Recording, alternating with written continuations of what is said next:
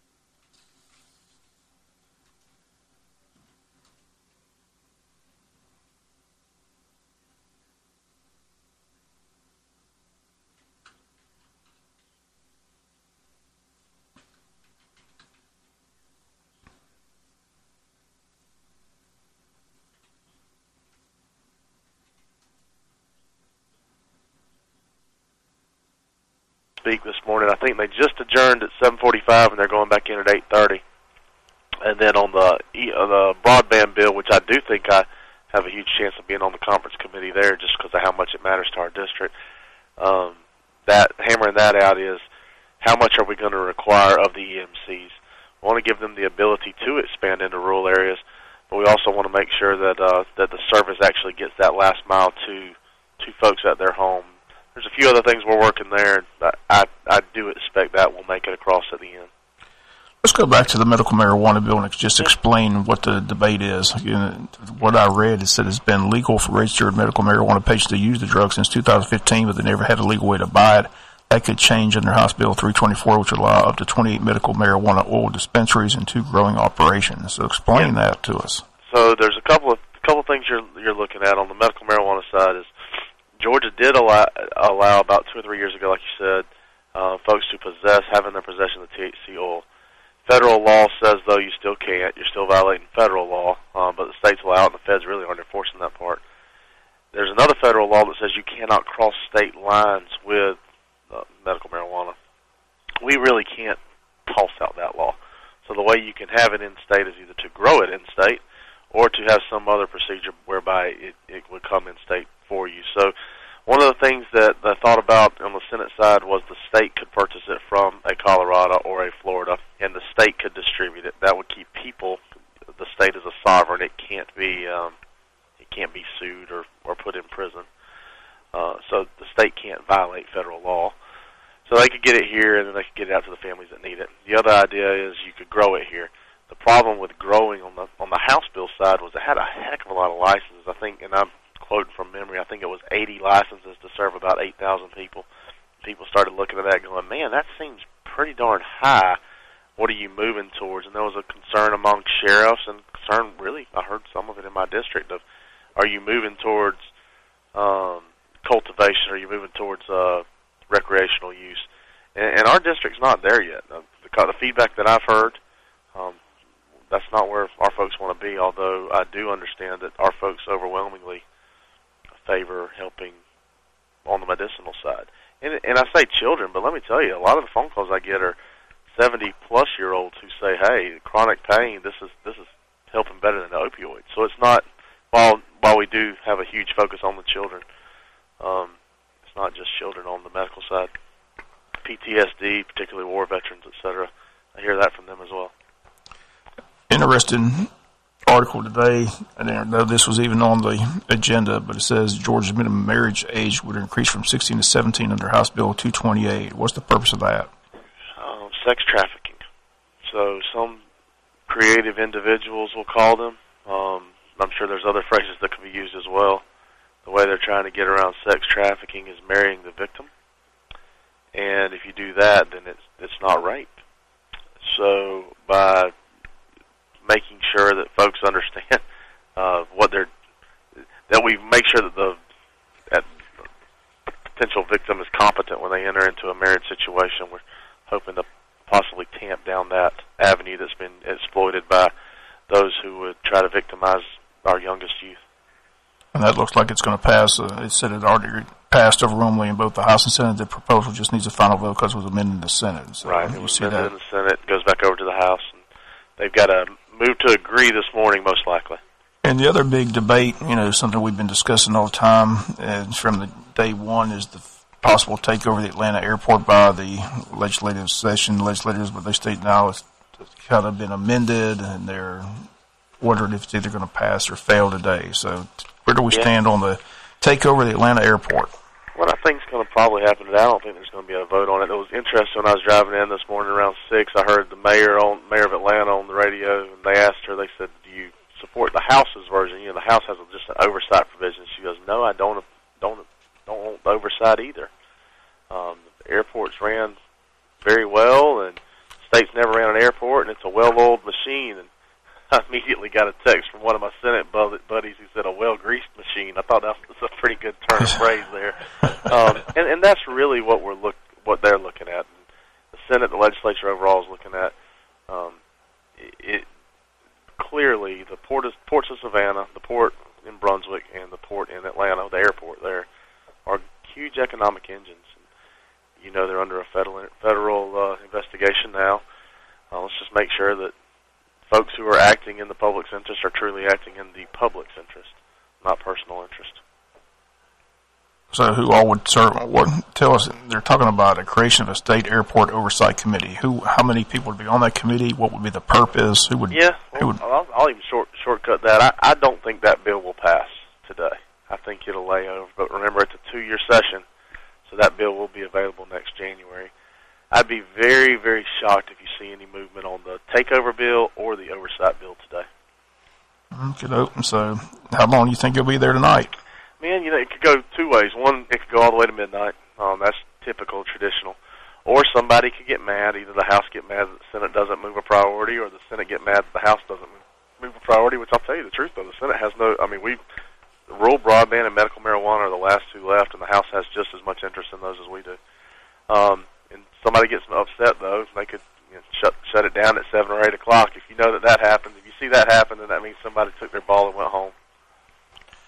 As we mentioned, midnight tonight is the deadline for a bill to either pass or fail. If the bill's passed, then they go to the governor's desk, and he has the opportunity to sign it, or he can veto it. Haven't heard the governor going to veto any bill that passes, have you? No, I hadn't heard of any of those things yet, but I tell you, depending on what goes in, if the governor feels that the medical marijuana is moving towards recreational, I think he would veto it. He doesn't want to do that, so that's why we want to make sure that it's tailored towards medicine again. He's already signed a few bills.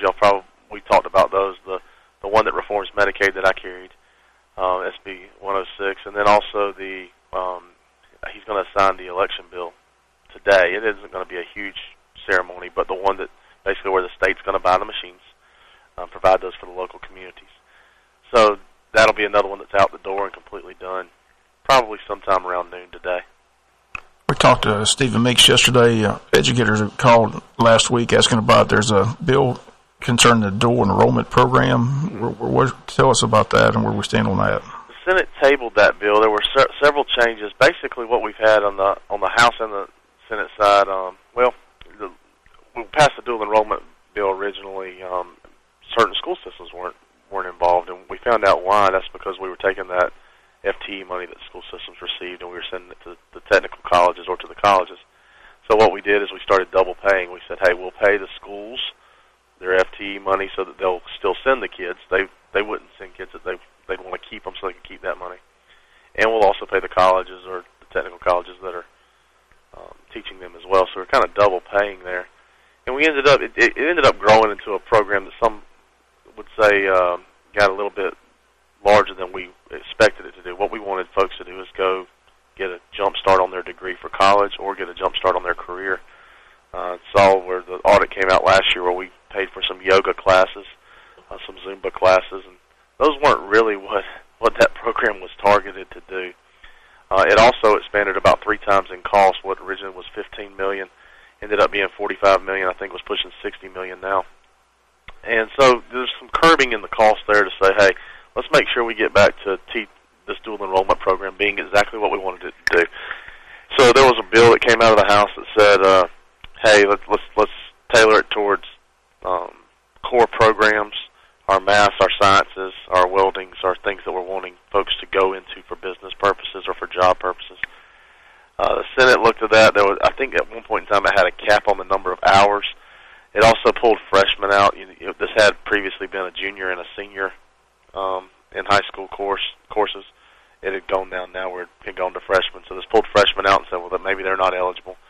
And in the end, we couldn't get any agreements on the Senate or the House side. So what the governor's office has said is they want to take a look at it administratively from the executive level and see what they can do to make sure that we're using this program but using its resources to, again, train people for jobs, train people to move faster through college, and not for other things that like Zumba.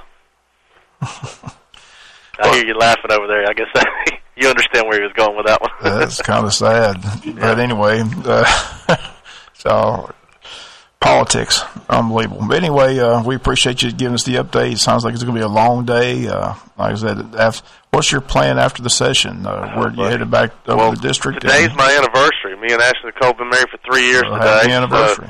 So, first thing we're going to do is take 2 or 3 days, and we're not going far. We're going about an hour away just to hang out she's on one of her, being in residency, she gets 2 weeks off a year.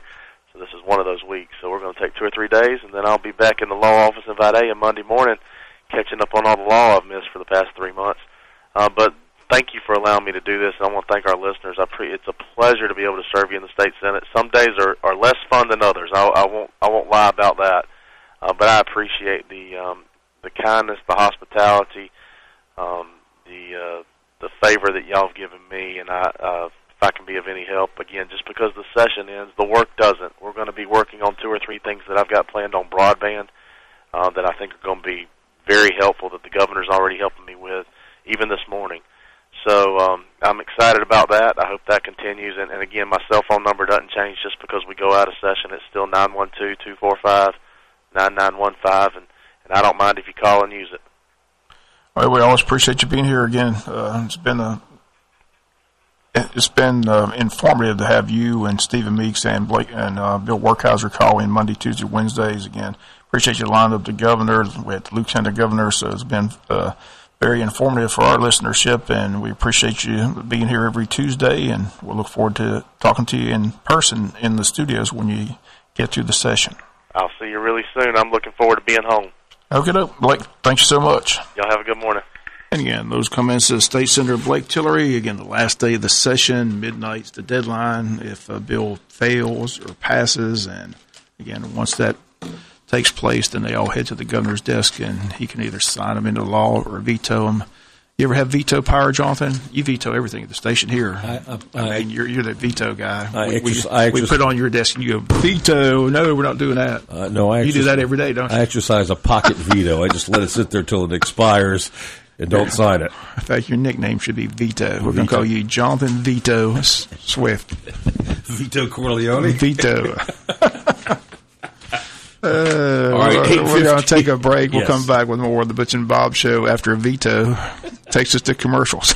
When we say right on the corner and right on the price, we mean it at Mike Birch Ford in Blackshear. Up to $12,000 off 2018 F-150s. $12,000 off America's #1 selling truck. Stop the search. Call Mike Birch and 24/7 at MikeBirchFord.com. Women's Health Center, your hometown OBGYN group, providing exceptional obstetrical and gynecological care for women for the past 20 years. We have 3 convenient locations in Jessup, Blackshear, and Baxley. We understand that choosing your OBGYN is a personal decision and that the relationship with your doctor and the trust you build is essential. At Women's Health Center, we provide obstetrical care and guide you through the process, making sure you and your baby stay healthy. We provide the most advanced ultrasound technology with the clearest pictures ever. Annual gynecological care gives patients an opportunity to take charge of their health. Some of our services include hormone therapy, pellets, Botox, the new 3, 5, and 10-year IUDs, Nexplanon, and much more.